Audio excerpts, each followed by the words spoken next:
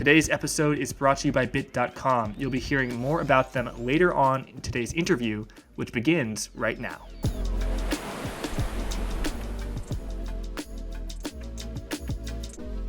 I have the pleasure of being joined once again by Ronald Stöferle of Incrementum AG. He is joined by his partner, Mark Valek. Gentlemen, welcome to Forward Guidance. Hey, Jack. Thanks for the invitation. Hey, Jack. Good to seeing you. So you gentlemen are both very into hard assets, so that's gold as well as Bitcoin. Just give our audience a sense of what you do at Incrementum AG, about the gold report, and sort of why you got into gold and Bitcoin. Ronnie, how about we start with you, and then we'll go to Mark. Sure. So I started writing about gold actually in 2007 when I was still a young analyst sitting in a bank with lots of hair, and I was super naive when it comes, let's say, to the financial markets. I had no clue about the Austrian School of Economics, which is not taught at all over here in Austria. And I started writing about gold because one gold investment that I had privately did very, very well. And then I fell into this big rabbit hole. And Mark, whom I know from university, he was a fund manager back then, and he started as a hedge fund analyst. And we were still in touch, and then at some point I said, well, did you ever hear about this Ludwig von Mises guy? And he said, no, not really. Austrian School of Economics, that sounds interesting. So we kind of discovered the Austrian school by accident due to the great financial crisis 2008. And then at some point, if you're going into this rabbit hole, at some point, you feel like the vegetarian in the big butchery, being a hard assets guy, being kind of in favor of a gold standard and sound money while still sitting in a bank. So we've been in discussions for a while to set up our own shop. And then in 2012, we both quitted our jobs. Together with some gentlemen from Switzerland, we founded Incrementum AG. And what we do at Incrementum, it's three different things. First of all, wealth management for high net worth individuals. Then we manage investment funds. So we've got 6 investment funds, most of them, I would say, in the commodities and precious metal space. But we also have 2 funds that actually combine gold and Bitcoin and crypto assets in general. And then the third pillar of our business is the In Gold We Trust report that is now really the most widely followed publication on gold. We just published a new edition end of May, and it's published in German, in English, in Mandarin, and also starting this year also in Spanish. So that's long story short. Right. May I just add a few parts from my angle? As Ronnie mentioned, I was fund manager and was interviewing all these hedge fund guys at the time where we were discovering the Austrian school. And I always asked the question, especially to macro funds, what about the Austrian school? Do you know about it? And so on. And mostly they said, yeah, of course we know about it. And if you were lucky, they brought up the name Schumpeter, who is Austrian, but not actually belongs to the Austrian school in a narrow sense. But you barely ever heard names like Hayek or Mises. So it was really not known back then, even among the investment professionals, which I found very weird. Especially when it came to the point that after 2008, it became more and more clear to us, at least, that this current monetary system is not sustainable. And you have an edge, actually, also as an investor. That's at least what we think. If you know about the Austrian school, and if you know what is fiat money and what other options could there be, and what are the effects of fiat money. And that was basically also a main driver for us to found Incrementum, because we were actually anticipating that more and more investors will actually think about the non-sustainability of the monetary system and will demand and ask for investment strategies which take these thoughts into account. And I think 9 years later, since we founded, it has become even more clear that this is not sustainable, and people, more and more people are asking these questions, which we thought they would be asking in the future. And still, I think this thesis is very correct. I think this investors, people in general, will more and more question the current monetary system when it comes to investments. Will think about solutions that take this into consideration, and that is actually what we're trying to offer at Incrementum. Thank you. I'm going to just read from your most recent edition of the In Gold We Trust report, which, by the way, I really recommend everyone check out. We can put a link in the description. There's a compact version, which is a mere 26 pages, and then the full version is nearly 400 pages, and it features all of these quotes from everyone from John Locke to Taylor Swift. Fantastic charts, so really recommend people check that out. But in that report, you wrote, market participants have been conditioned like Pavlovian dogs to the Fed put. The true costs of this monetary largesse remain hidden for a long time. What did you mean by this? Well, actually, I think we now really experience what it means for financial markets if the Federal Reserve takes away the punch bowl. I tweeted out a chart today that basically shows how much just in bond and in equity markets. We're not talking about private equity, real estate, crypto, the art market, whatever. Since the beginning of the year, we've seen a wealth destruction. Obviously, only paper wealth of 35 trillion. So that's basically the combined GDP of the United States and China. That's a pretty big number. And I think that many market participants, they were so conditioned, as we write, as Pavlovian dogs, that at some point the Federal Reserve will step in, but they forgot that the Fed put only came into consideration previously when inflation was not a topic. So in 2020, 2008, 2009, actually central bankers were pretty nervous about deflation and disinflation, but not about price inflation. So this is actually the big difference.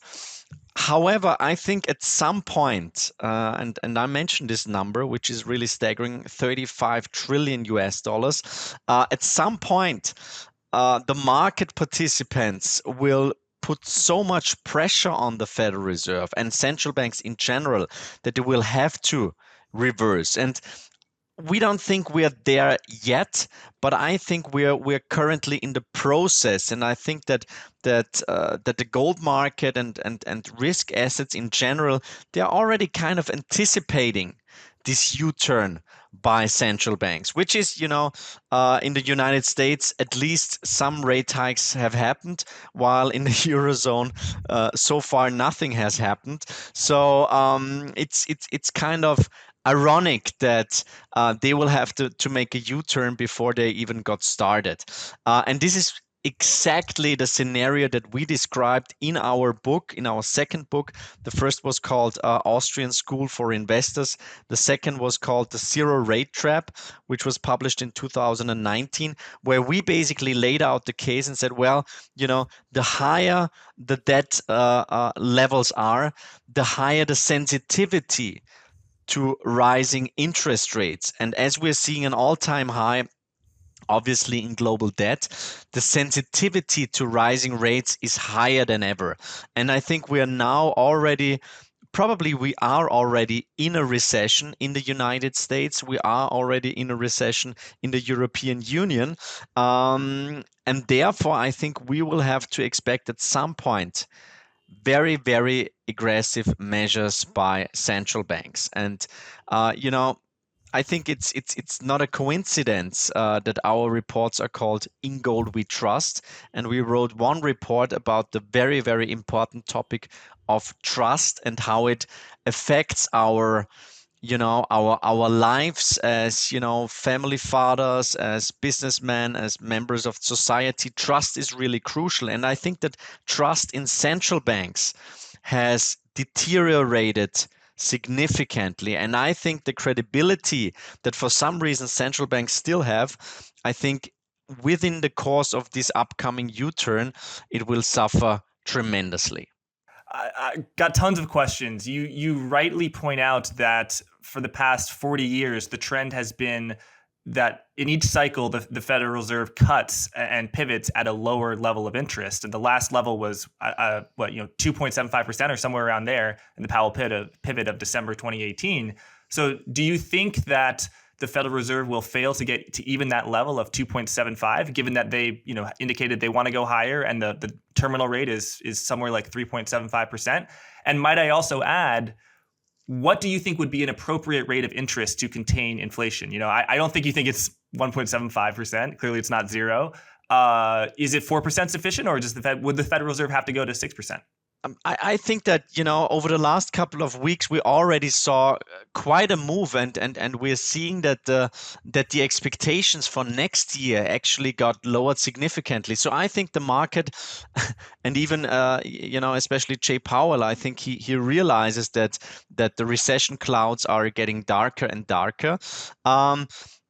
Now, I think it's this U-turn is not one moment. It is a process, and I think we're at the moment right at the beginning of the process. Now, I think that gold, if you have a look at a chart showing gold and real yields, I think that actually based on real yields, gold would have to be $200 lower.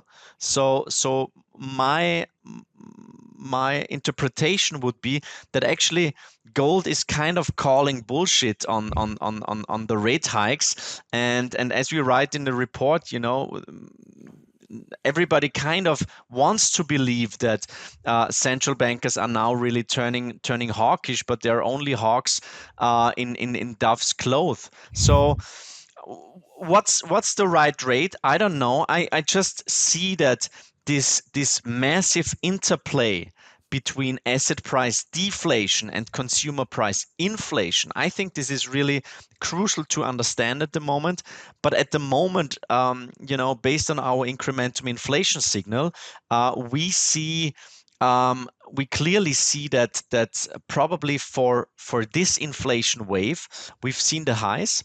I think that if you have a look at, copper being down 22% from March highs, aluminium down 40%, nickel 54%, lumber 60%. If you have a look at energy markets, of course, there's a big political premium, but still, at 120, Brent, failed to take that level out. If you have a look at equity sectors, automobiles down 40%, home building down 36%. So we are already seeing recession moves in financial markets, and those moves are disinflationary per definition.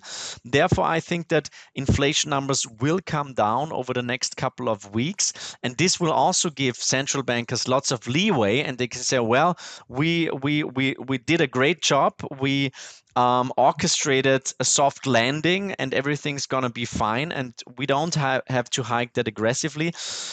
But I think it's already too late, because they already broke so much. It will be hard to reinflate this bubble.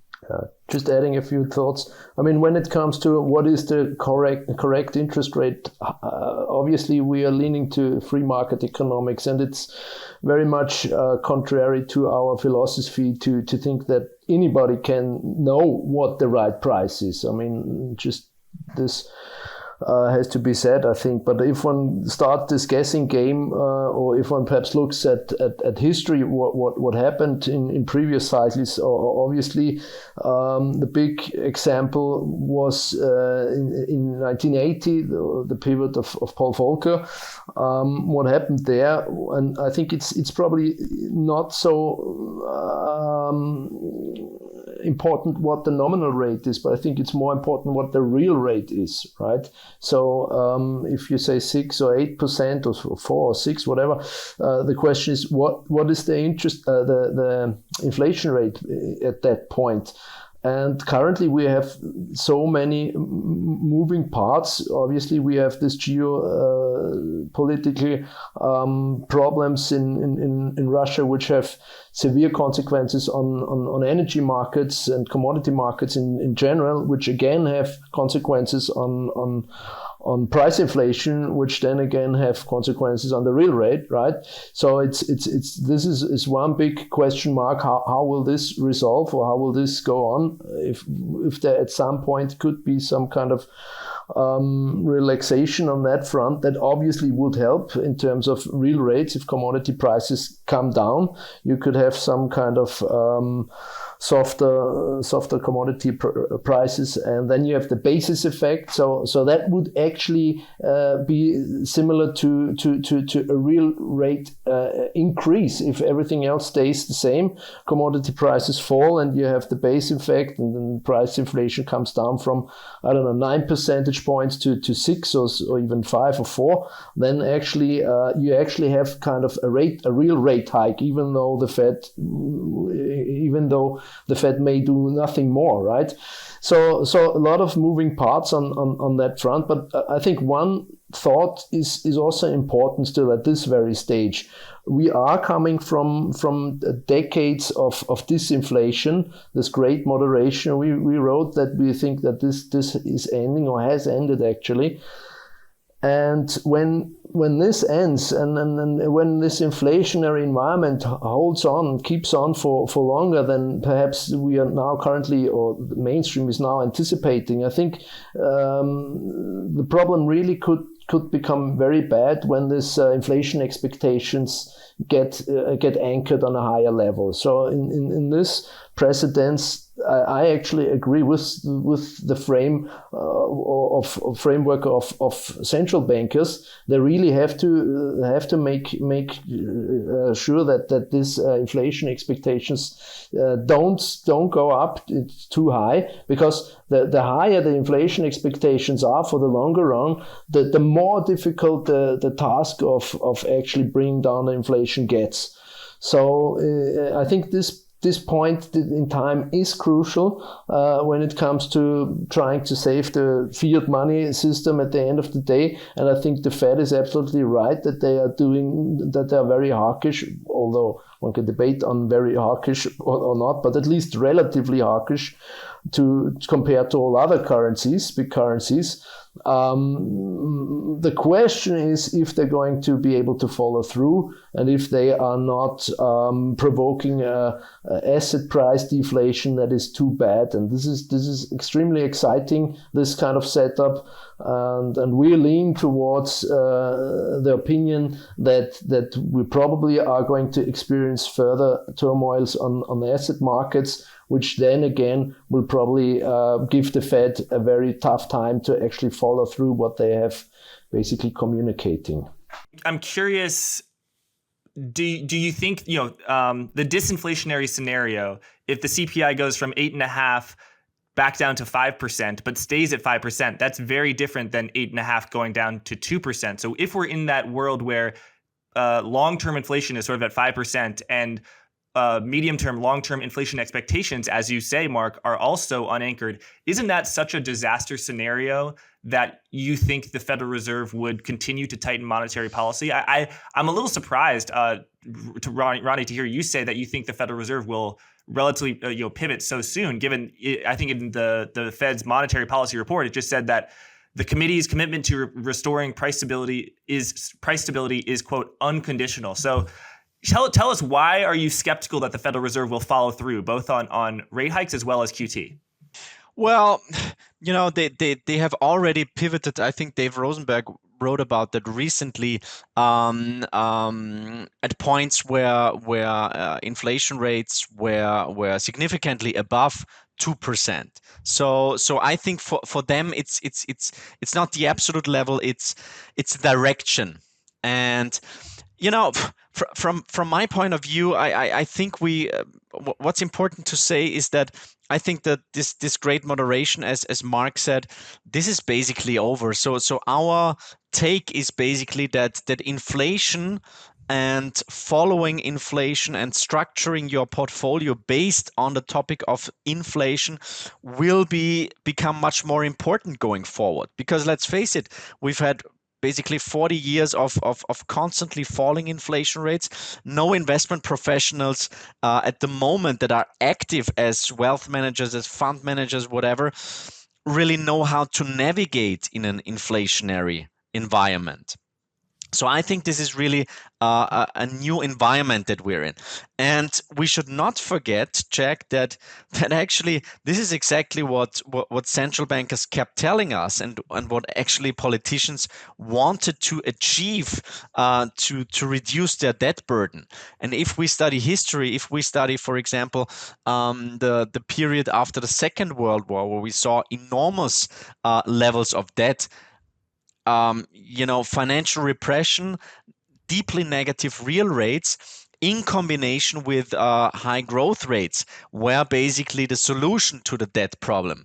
Now, obviously, compared to the time after the Second World War, there are now huge differences when it comes to growth, when it comes to demographics, when it comes to the financialization of our system. But I think, if I was a politician, I would be quite happy about seeing inflation numbers between 3 to 6% over the next couple of years. The problem is that this in theory it works probably quite well, but in practice it doesn't. And what I experience over here in Europe is that we are now really starting to have a inflation mindset. And I think that inflation still very much is a psychological topic. Now, if inflation expectations should really become unanchored, and this is the biggest fear of central banks, then obviously we've got a big problem, because if we all expect inflation numbers to remain high, this affects our behavior as as consumers, as business owners, as investors tremendously. Now, I think what's really interesting is this divergence between what financial markets are seeing. So if you have a look at 10-year break-even inflation rates, they were at above 3% in April. Now they are at 2.5%. So they came down quite a lot. If you have a look at 5-year inflation expectations, they also came down significantly.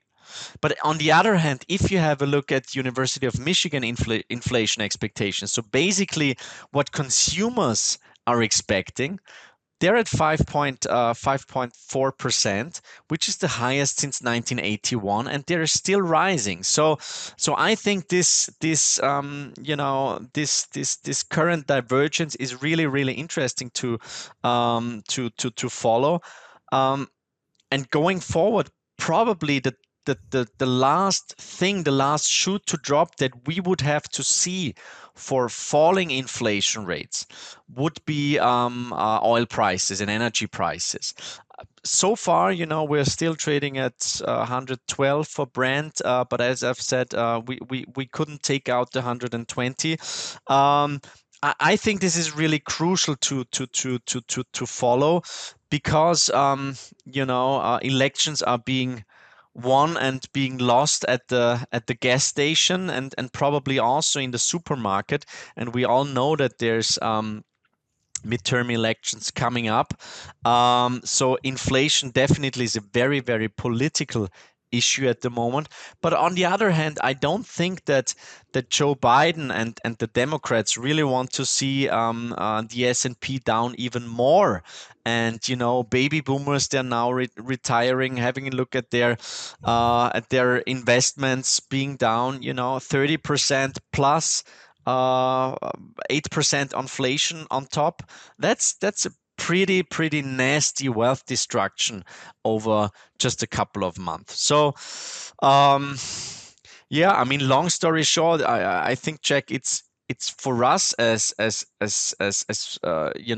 managers and as well as writers, it's a very, very interesting and stimulating environment. However, I think for the mainstream investors, for people that don't follow markets like we do, it's a very, very dangerous environment. I think one can really measure or experience which kind of environment one is if one basically listens to small talk. If people are people talking about inflation or aren't they?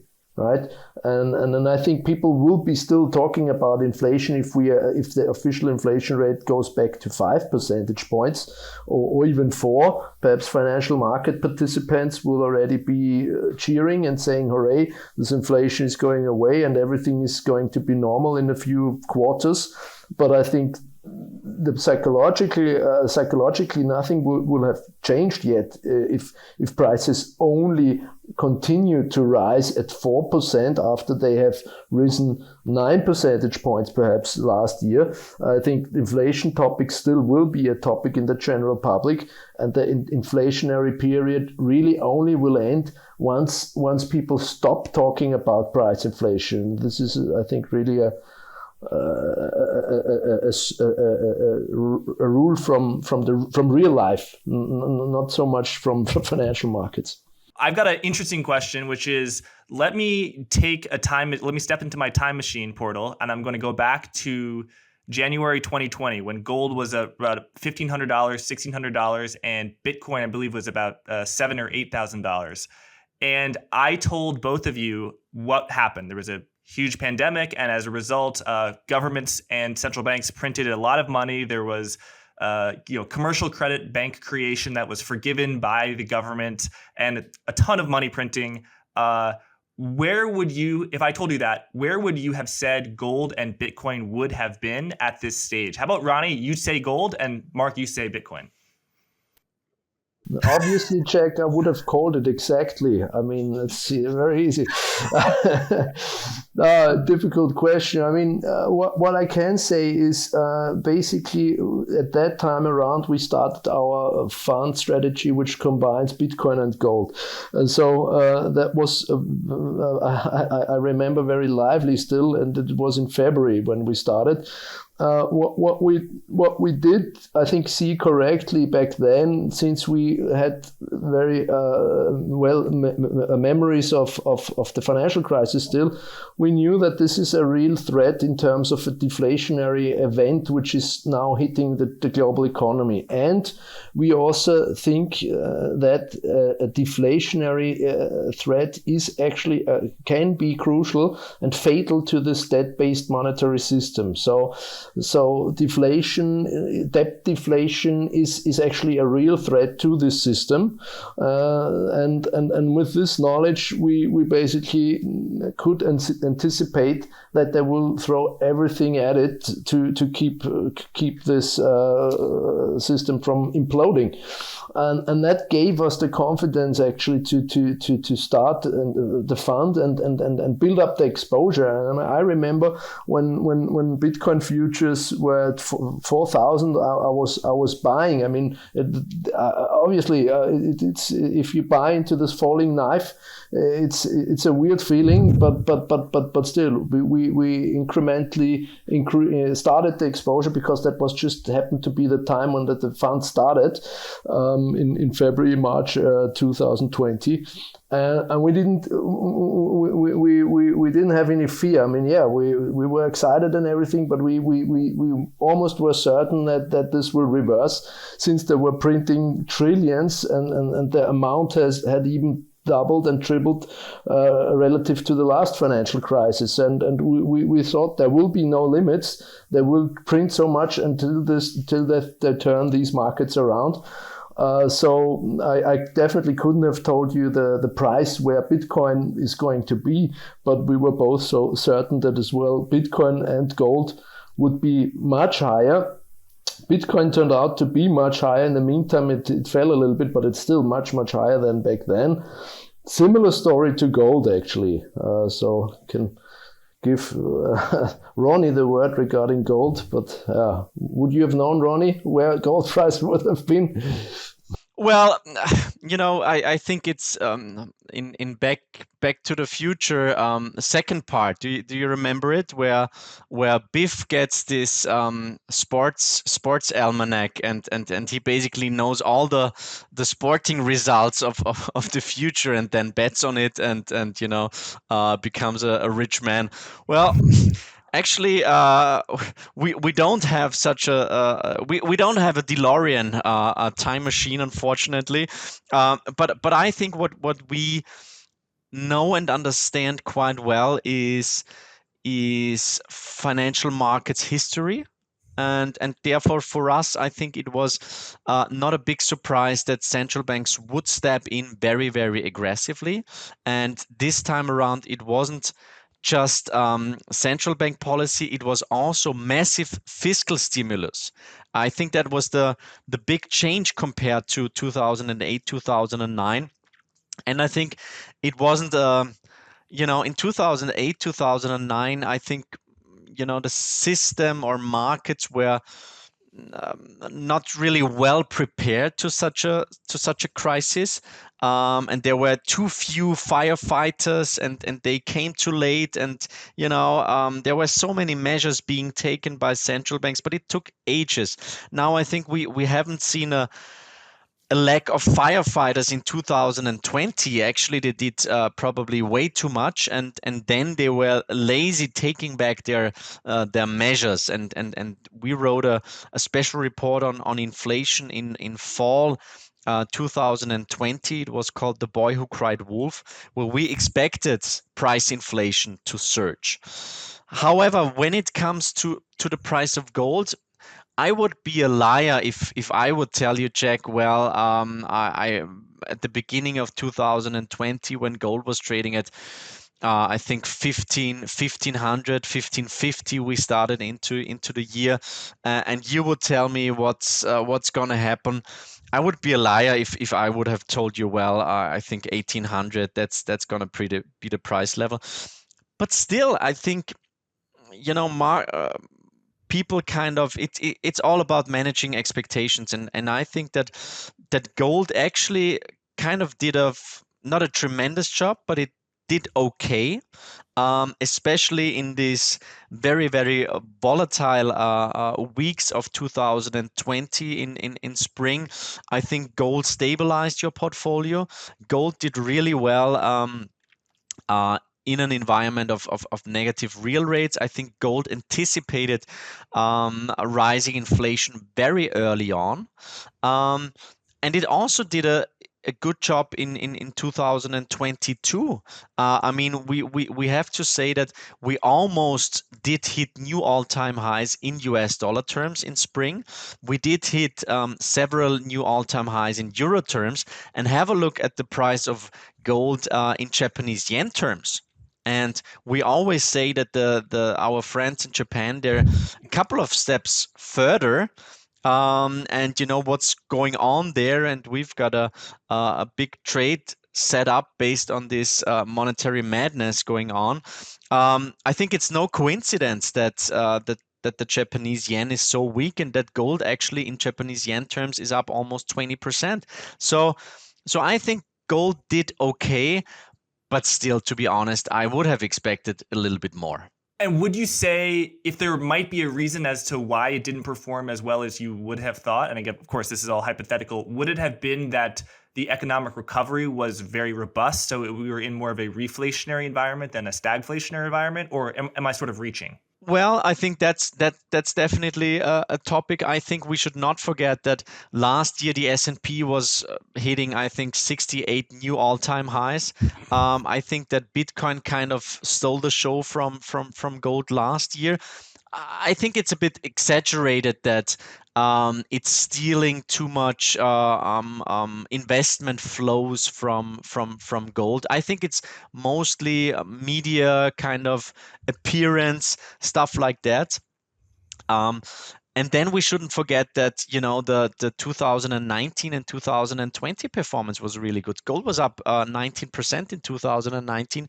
It was up 25% in 2020. So last year in dollar terms, it was down 3.5%, which is okay. I mean, it's been taking a breather.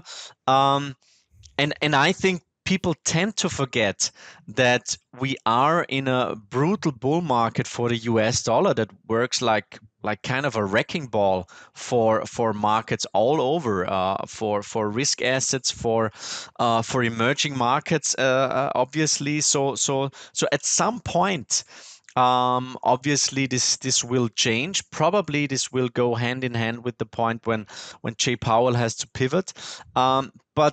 But it hasn't been recently, especially in 2021, it hasn't been such a great environment to some degree. But let's talk about the future. I think if you have a close look at the Commitment of Traders report, this is a fantastic setup. And I think that, as I've said before, having a look at real yields, I think that gold, based on real yields, which explain quite a lot of the gold price development, it actually should been significantly lower. And the fact that it's holding up so well, even in dollar terms, I think that's I would interpret it as a sign of strength. Right. So you're just want to clarify a few points. The first is when a lot of people who view this, who like me are American, they think, oh, gold, it's been all right year to date. But you're saying priced in yen, priced in euro, gold has been an extraordinary performer because those currencies have been weak against gold as well as against the dollar.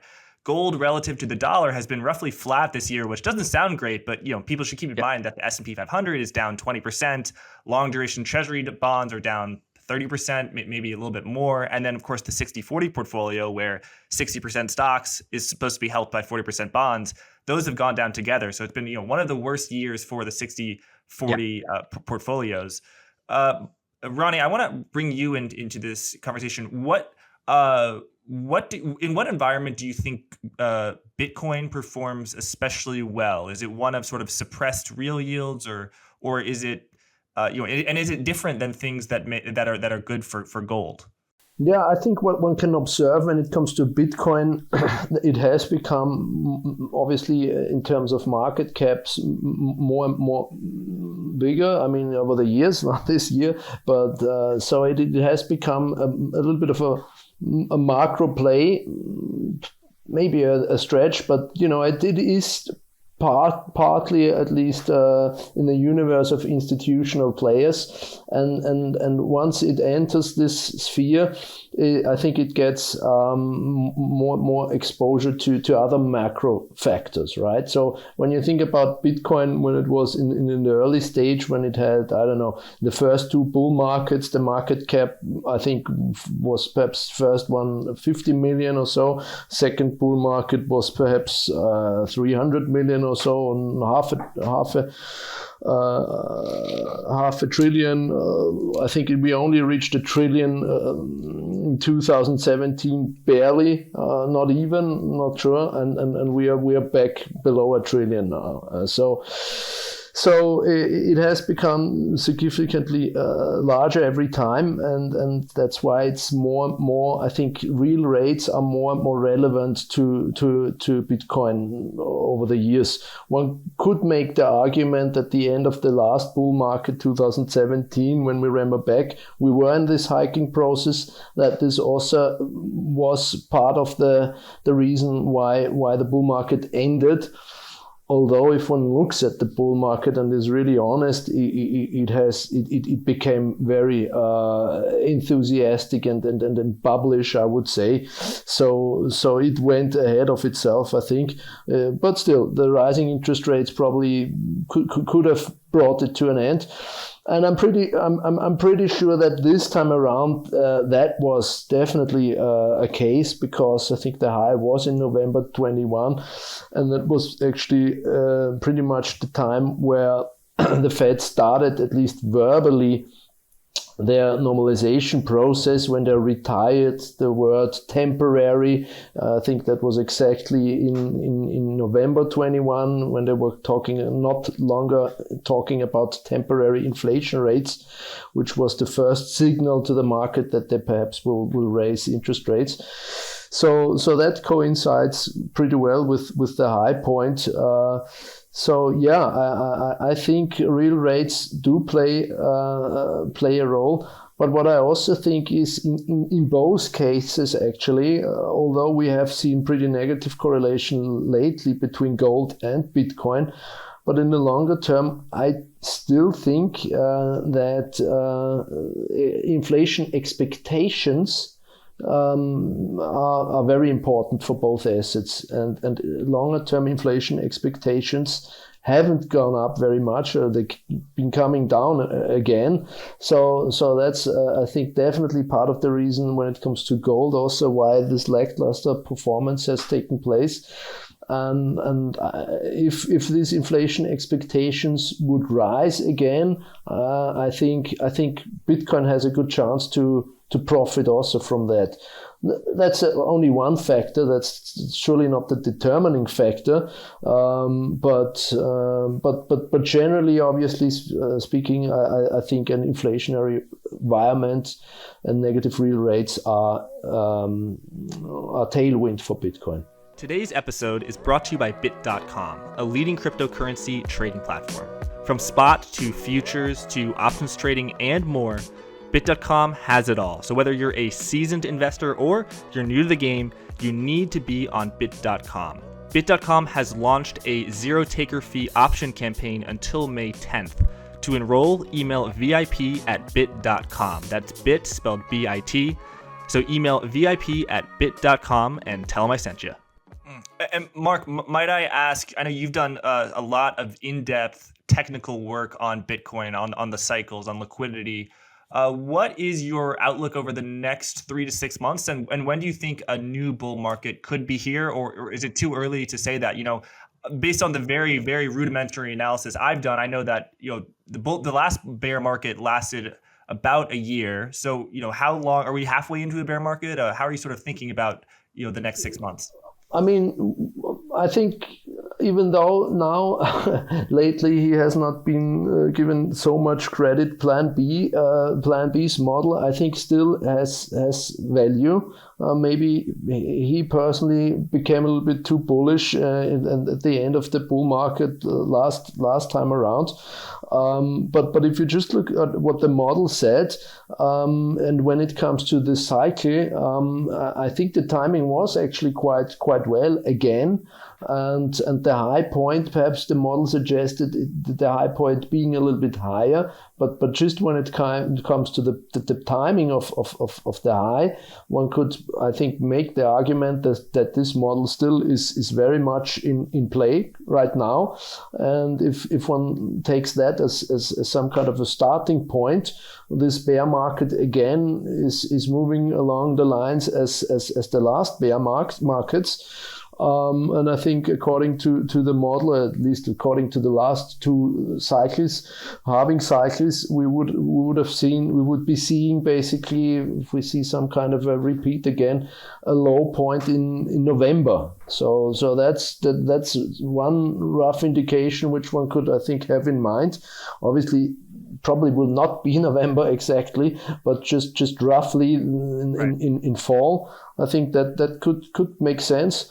And also, I think just when one looks at general sentiment indicators or anecdotal evidence, I think we saw a lot of crypto projects which obviously also again were too enthusiastic, and there were actually no significant value could be made, and these are exposed now. So this crypto cycle and Bitcoin cycle is very rough. But it's also very fast, so the cleansing goes through pretty fast. It's probably too short to call the bear market ending already now. I would say just from the duration of the bear market, we probably need a little bit more I don't know, pain, but at least more lack of interest, where everybody really only the hardcore bulls remain. And perhaps one also needs a real super capitulation. I think we didn't see that yet. I'm not calling for one. It could also just like end in kind of non-interest, this bear market, but there could also be obviously a final sell-off, which we haven't seen yet, I think. So I think both of these thoughts would point to not the super recovery very short term, but obviously if you have the other point which we have talked about, which would be kind of the pivoting of the monetary policy, and perhaps a sell-off before that could be a really nice setup for reversal and perhaps the next bull market in the second half of this year. Right, Mark, and thanks for that. I think it's very prudent to definitely not call a bottom in any asset. It makes a lot of sense to me. Mark, my question is just to get a little bit more specifics. Is there a certain level on Bitcoin in terms of price in dollars or euros, or time, you said November, or something else that you would see as a very clear capitulation buying signal, such as the sign that you saw in March 2020? Yeah, when it comes to price levels, I do watch some levels, and this is also only a very, very simplistic rule, which I came up, probably others also think similarly.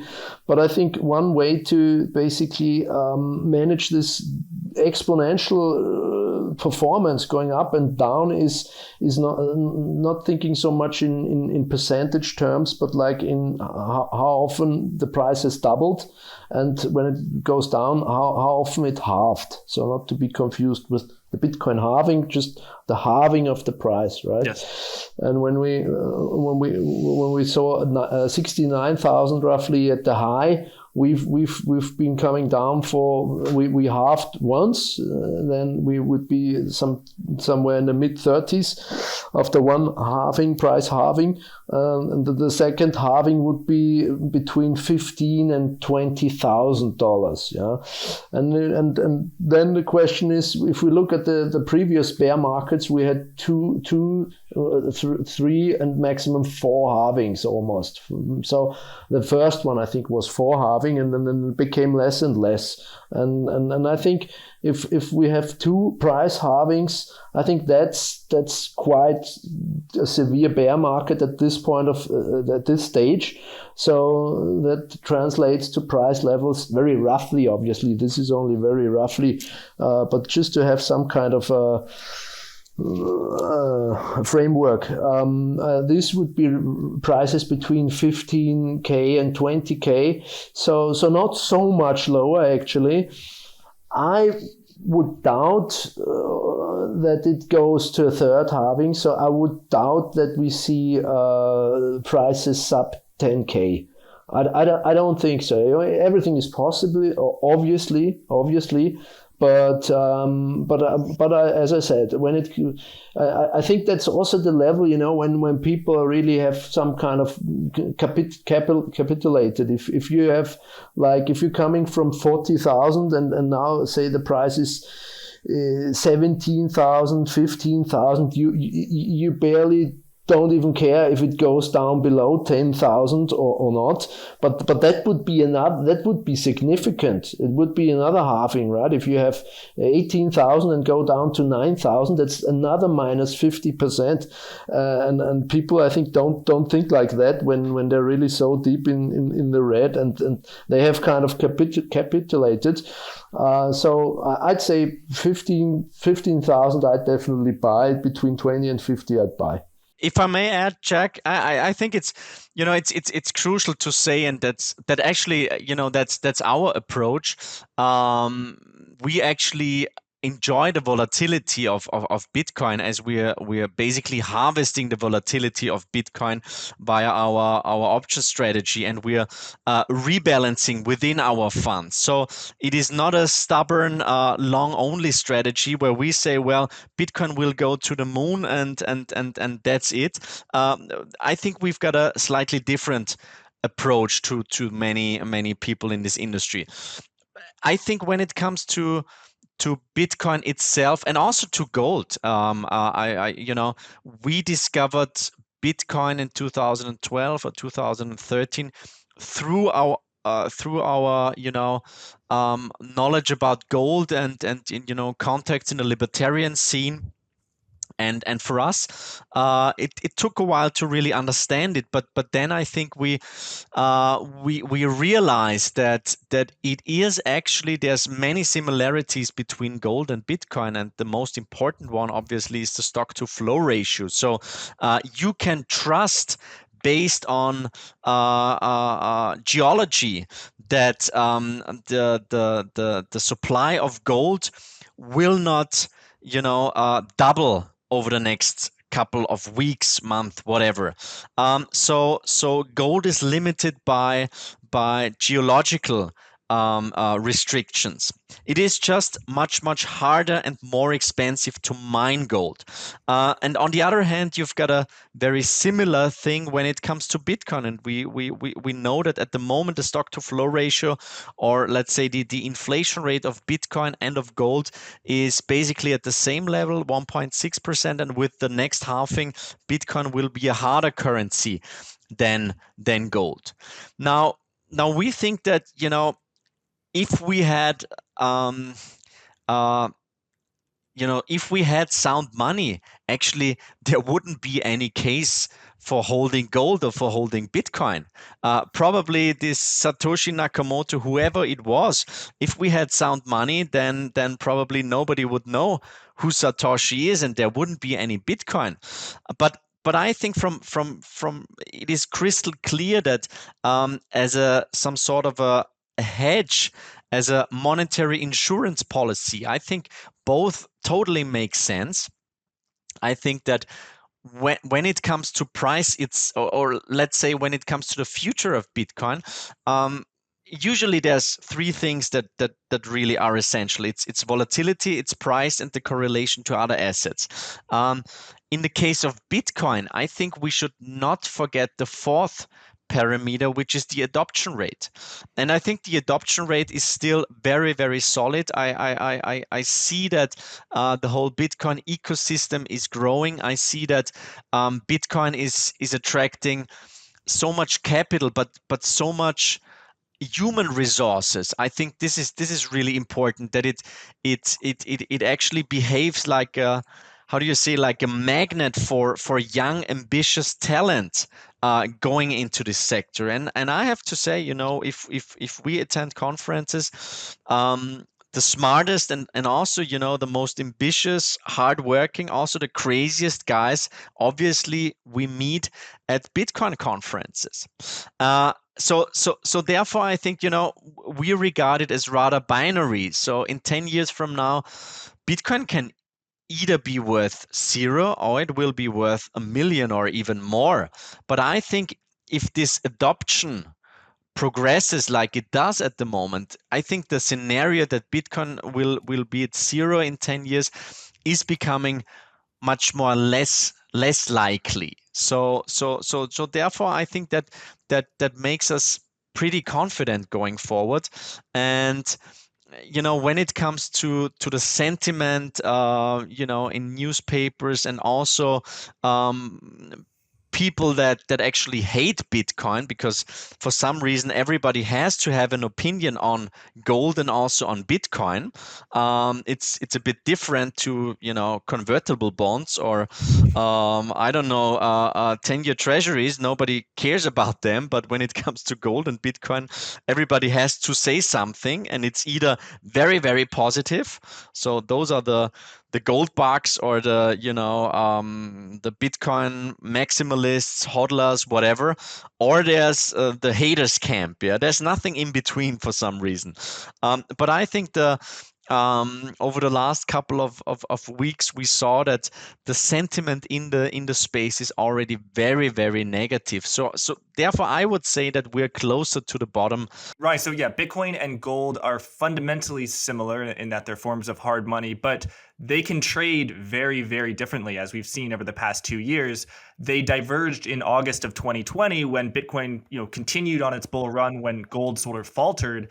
And likewise, over the past 8 months, Bitcoin has entered a bear market where gold has done well relative to other assets. So I forgot about the fact that your fund, and Incrementum, you rebalance. I can imagine that has been very helpful because people who've been 100% long gold or 100% long Bitcoin, they've at some point they've suffered, and so I definitely can get the advantage of rebalancing. So Ronnie, it sounds like you and Mark are very long-term bullish on Bitcoin, but short-term there's still a little bit of a shakeout happening.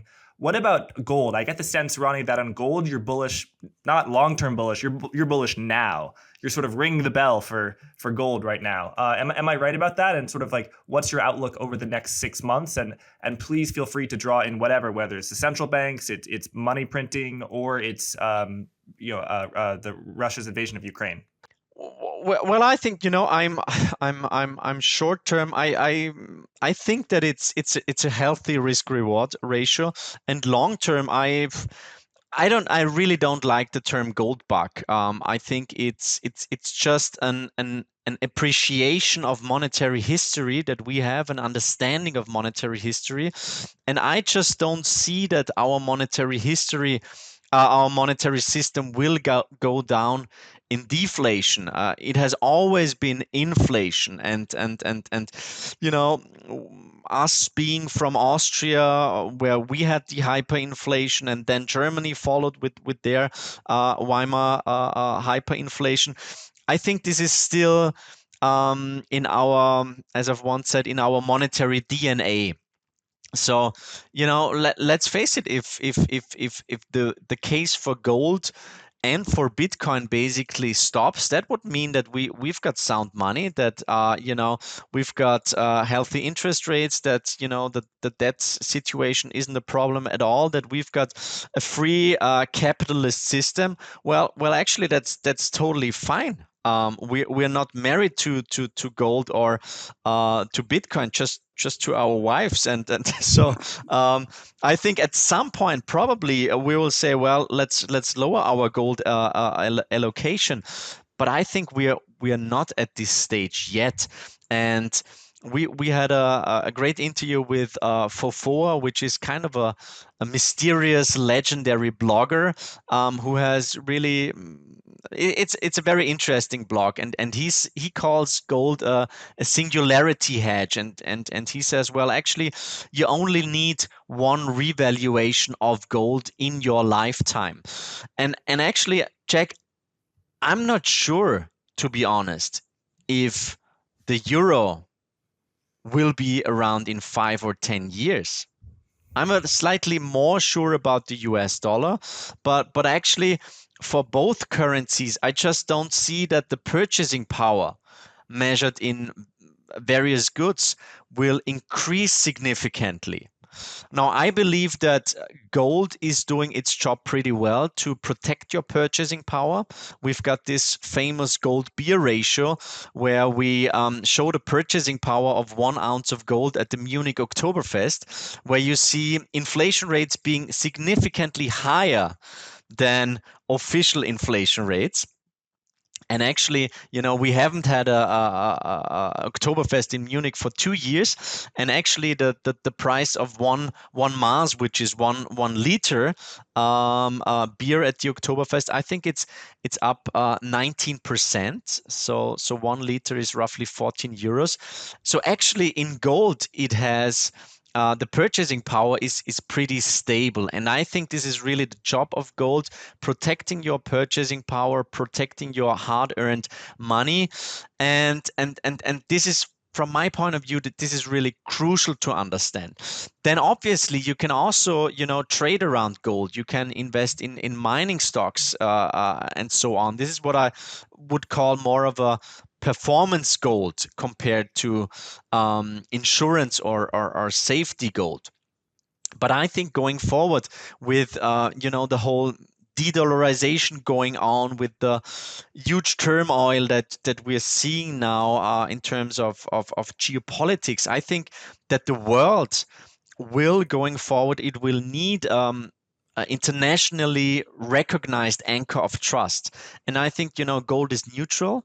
Gold doesn't have any counterparty risk, and it is actually one of the most liquid assets worldwide. It traded 150 billion US dollars on a daily basis last year. So it's extremely liquid. So I think at some point where we really see that the world is breaking into at least two different blocks.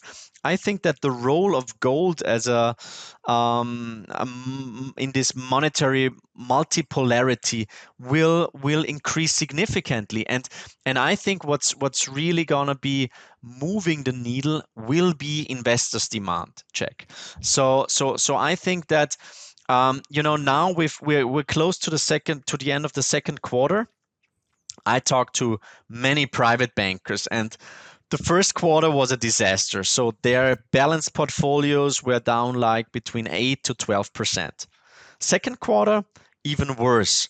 I think Jim Reed just came out saying that we're experiencing in global or in US bond markets, it's the worst start into the year, or the worst performance year to date since 1788.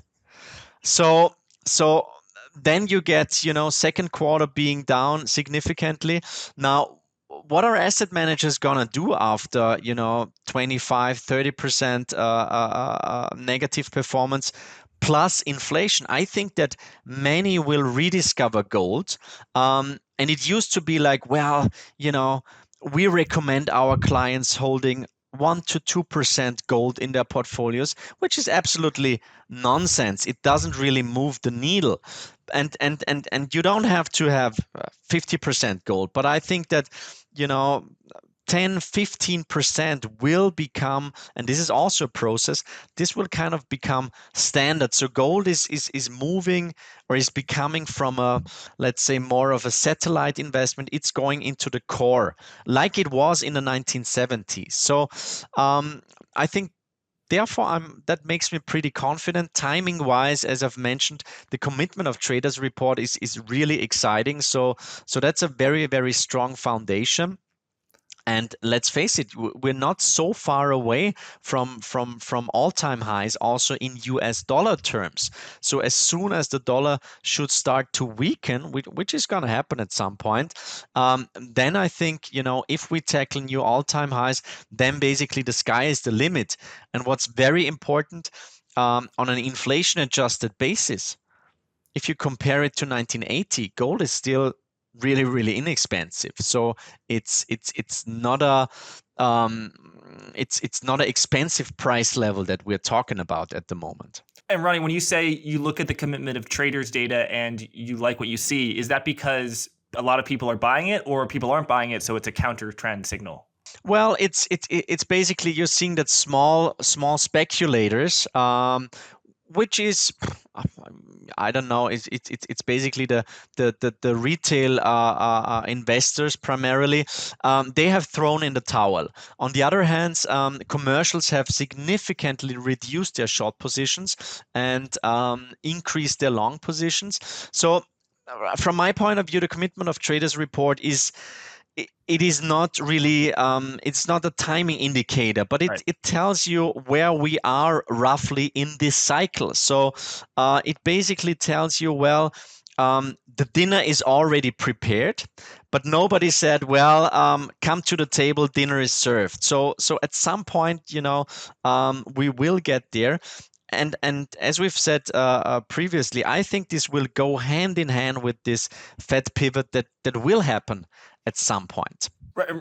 Ronnie, so dinner is served. So gold investors, sounds like they will have a nice feast if the Federal Reserve pivots. If the Federal Reserve doesn't pivot, or rather, if they don't pivot what we would consider soon, if they get to 4% and then stay at 4% for a while and then gradually cut later, and they do hike monetary policy, they do hike rates, what's your outlook on gold then, if the Fed does sort of increase the short-term rate a lot to 4%? Well, that's obviously not a super bullish environment that we would be in. I wouldn't expect gold to go higher, sideways at best, or probably lower. But I think we also have to ask ourselves what this would mean for the rest of the market, what it would mean for bond markets, what it would mean for equity markets. Real estate. I mean, I think that, as I've said previously, I think we are already in a recession. We expect the ISM to go below 50 over the course of the summer, so July or August probably. The So US ISM, and we've the United States or Europe or US? yeah, for the United States, and obviously, having a look at what's going on over in Europe, I don't think that we're doing so much better, and therefore, I just replied to a tweet from an economist, from a big international bank over here in Europe, and he said, well, a recession is not our base case, but still, for 2023, recessionary risks have increased a bit. From my point of view, that's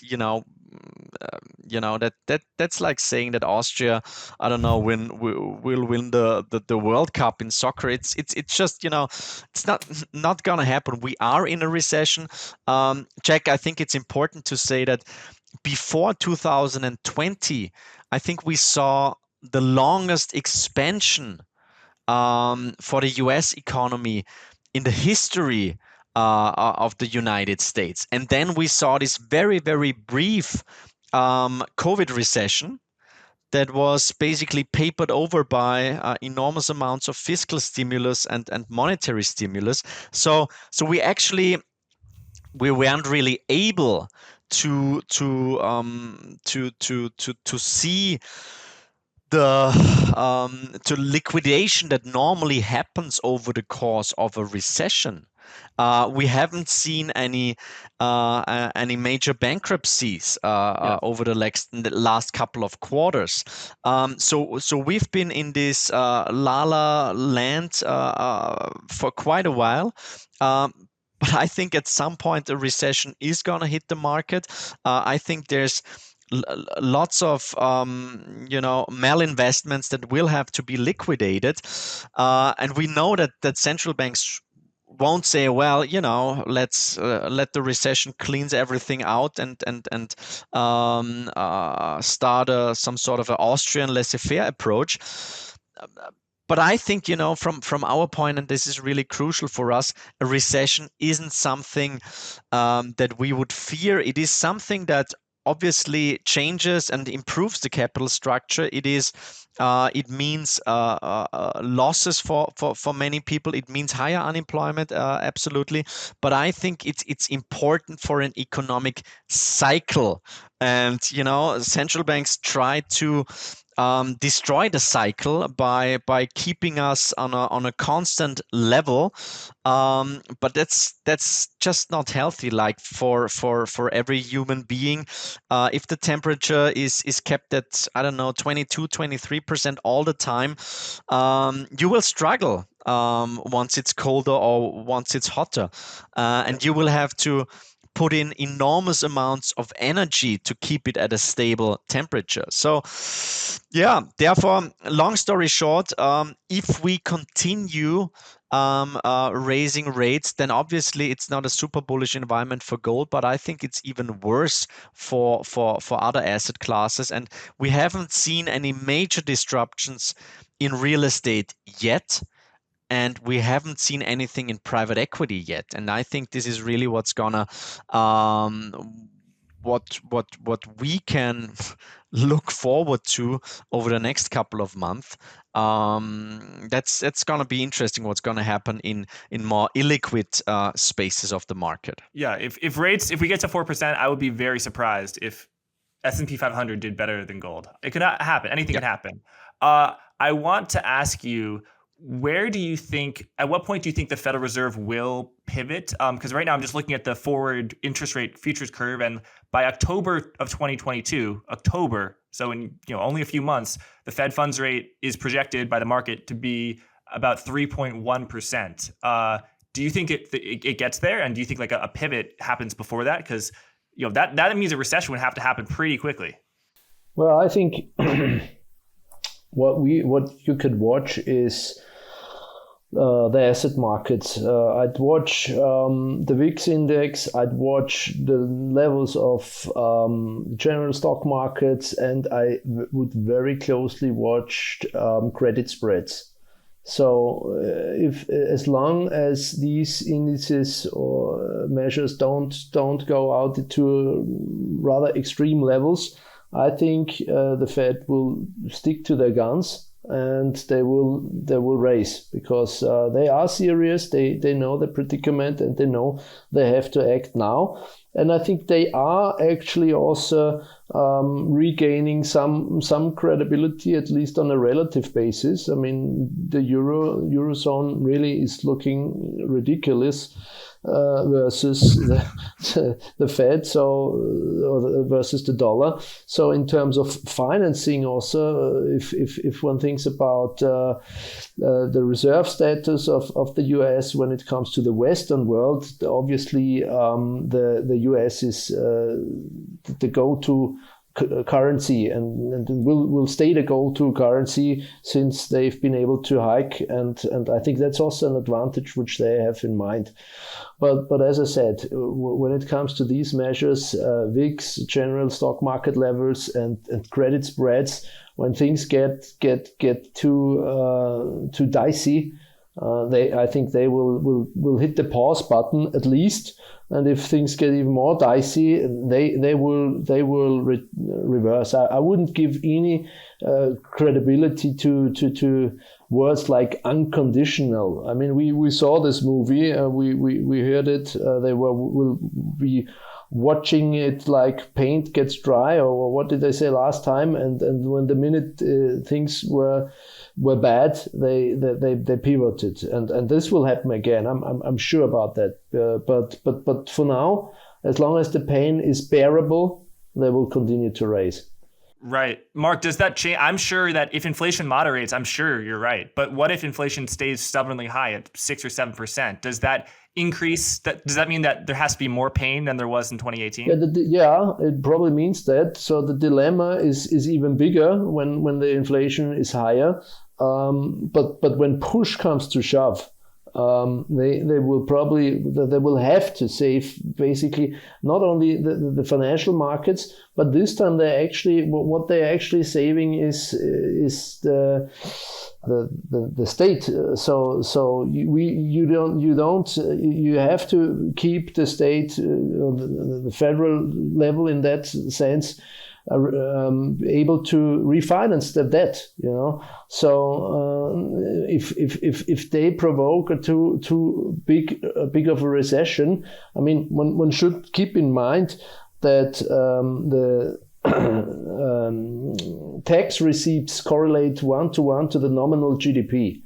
So if nominal GDP shrinks, then obviously the income of the states and also the federal level shrinks as well. And I think that's the real predicament they are in, because if they raise the interest rates, not only do they tighten the financial conditions for refinancing the huge amount of debt, but also by throwing the economy into a recession, the tax receipts massively fall.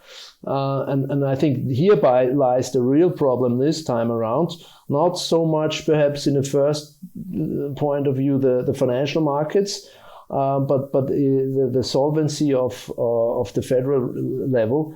And if push comes to shove, they will have to save it. It's clearly to me they will not provoke a bankruptcy or any kind of default, and therefore when push comes to shove, they will reverse the policy, and they will keep enabling this kind of debt policies.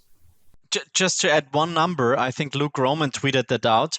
U.S. federal tax receipts in May down 16%. So yeah, I mean that screams recession already, and yeah, I was shocked when I saw that number, and I don't expect June to be significantly better. Yeah. Well, I think also Luke has pointed out that Social Security and a lot of benefits programs are tied to inflation. So really, you could argue that the most expensive thing for the government, for the U.S., is to have high inflation. So it's interesting. But Mark, I've got a final question for you, and then I'll give the last word to you, Ronnie. Mark, how severe of a risk or threat would you say is holding cryptocurrency or Bitcoin not in a cold storage, but holding it on an exchange or holding it on a platform where you're lending it out to a third party? You know, we've seen some platforms reduce withdrawals, and it's essentially like, you know, everyone looks at Bitcoin as its monetary autonomy, but then you're essentially tying it at a company that's like a bank, but you don't even have FDIC insurance. So yeah, do you have a comment on how people should be thinking about the risks of holding things on exchanges on hot wallets rather than cold wallets? Yeah, definitely on a cold wallet, sure. I mean, you can trade it on an account, but then you have to know what your risk is. So keep your Bitcoin on a cold wallet. I think that's a very short answer. Yeah, nothing more to say. There we go. All right, Ronnie, can you tie a nice bow on this conversation for us? Tell us, where are we in monetary climate change, stagflation, and just your outlook on hard assets? I mean, we wrote roughly 400 pages about that. So if you need some good reading material for your summer vacation, feel free to have a look at the extended version of the In Gold We Trust report. I think it's, you know, from a macro perspective, it's a super interesting environment. However, we should not forget that you know, we are talking now about very sophisticated and superficial topics, but on the other hand, inflation is a very, very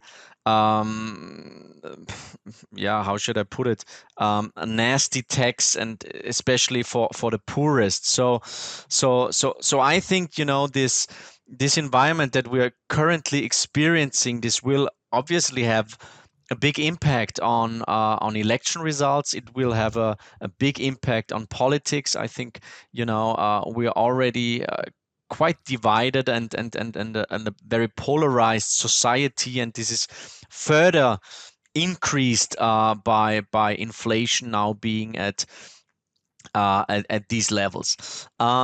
So I think we should not forget about the social consequences of the environment that we're in, and we should not forget there's many people and families at the moment out there who really have a very, very hard time making ends meet. When it comes to the big picture, I think that, you know,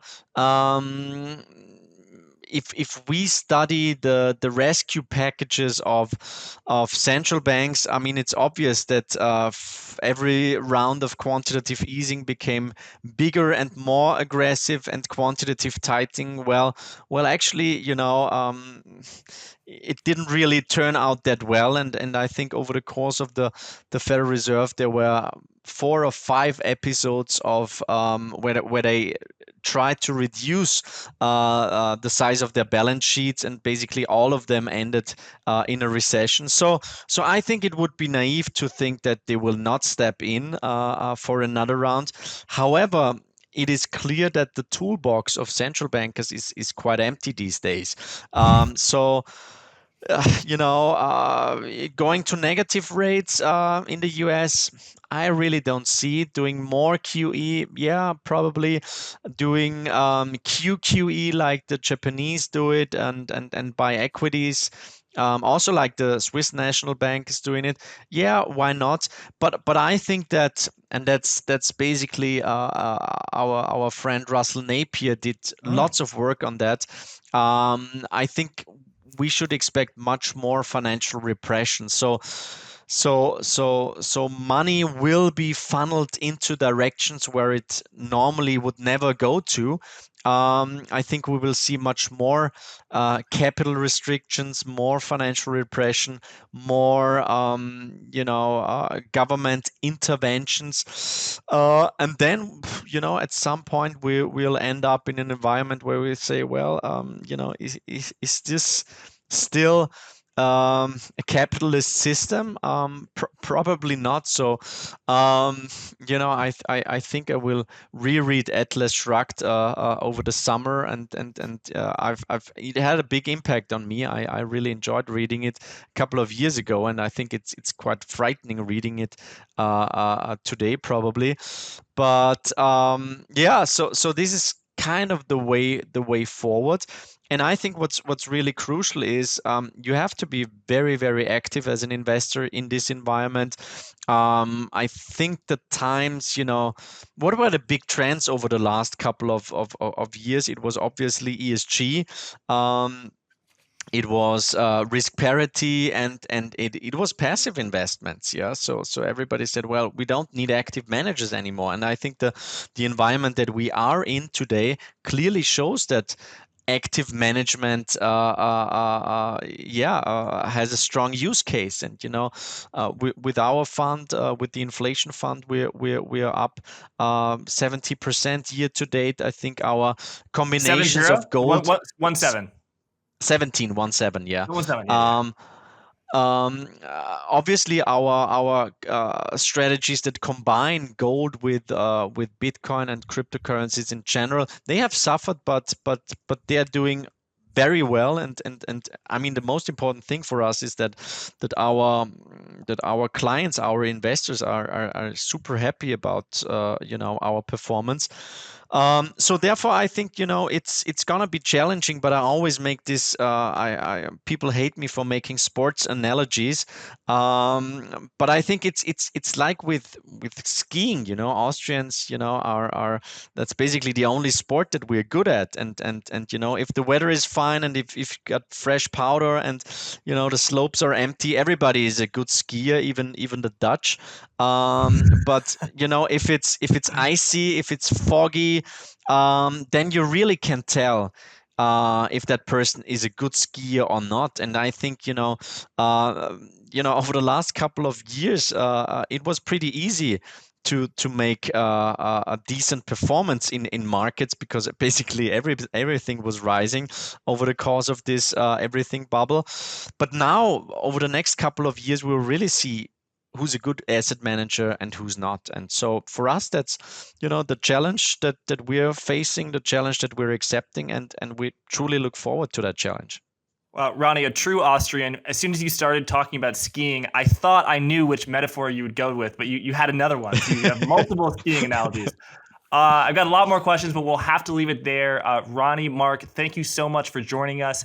Everyone, thank you for watching. It's been a real pleasure. You definitely should follow both of these gentlemen on Twitter. Ronnie can be found at Ron Stöferle, and Mark can be found at Mark Valek. Gentlemen, thanks so much. Jack, thank you very much for the invitation. All the best, and talk soon. Been a pleasure. Take care.